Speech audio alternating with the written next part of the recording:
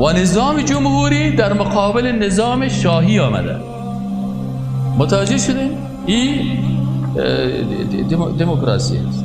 گپای بنیانگذارای دموکراسی رو بگوییم. در صفحه 13 چپترتان، کسایی که چپتر دارن صفحه 13 رو باز بکنین. در صفحه 13 چپترتان نوشته کرده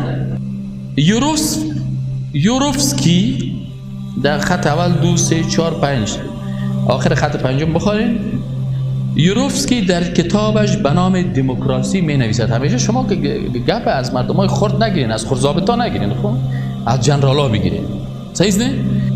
جنرالای دموکراسی میگه من بر تو را نشان میدم، اگه کافر میشی سم نرکی کافر شو، اگر نمیشی سم نرکی مسلمان شو.